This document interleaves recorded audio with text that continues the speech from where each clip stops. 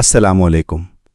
آج ہم قرآن کی روشنی میں بتائیں گے کہ حلال اور حرام کا فیصلہ کرنا اللہ کا حق کیسے ہے۔ انسانی معیشت کے بارے میں قرآن مجید بار بار زور دے کر کہتا ہے کہ تمام بنیادی ذرائع اور وسائل اللہ کے پیدا کردہ ہے۔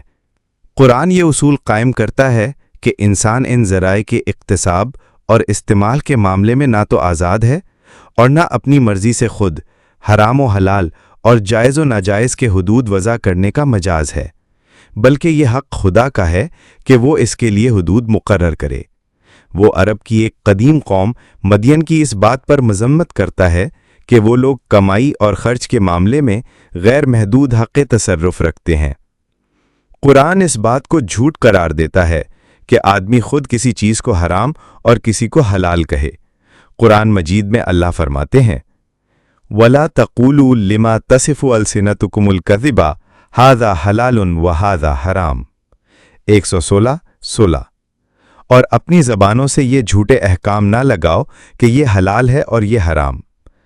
اللہ اس اختیار کو الہا اور اس کے نائب کی حیثیت سے اس کے رسول کے لیے خاص کرتا ہے۔ یأمرہم بالمعروف وینہاہم عن المنکر ویحل لہم الطیبات ویحرم علیہم الخبیث ویدع عنہم اجرہم والاغلال التي کانت علیہم۔ الاعراف 157:7۔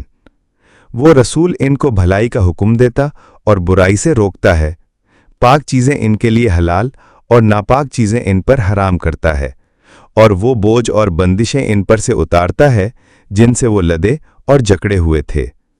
قرآن کی ان آیات سے یہ بات سمجھ لینی چاہیے کہ کسی چیز کو حلال اور حرام قرار دینا اللہ اور اس کے رسول صلی اللہ علیہ وسلم کا حق ہے۔ کسی انسان کو اس میں دخل اندازی نہیں کرنی چاہیے۔ مثال کے طور پر معیشت اور اسلامی نظام معیشت میں اگر اللہ نے سود کو حرام قرار دیا ہے تو وہ حرام ہے، کوئی انسان اس کو حلال قرار نہیں دے سکتا۔ اسی طرح یہ قانون تمام چیزوں پر لاگو ہوتا ہے۔ انشاءاللہ آئندہ ہم آپ کو بتائیں گے کہ اللہ کے حدود میں شخصی ملکیت کا کیا تصور ہے۔ ہمارے چینل کو سبسکرائب کریں اور شیئر کریں تاکہ زیادہ سے زیادہ لوگ اس سے فائدہ اٹھا سکیں۔ السلام علیکم۔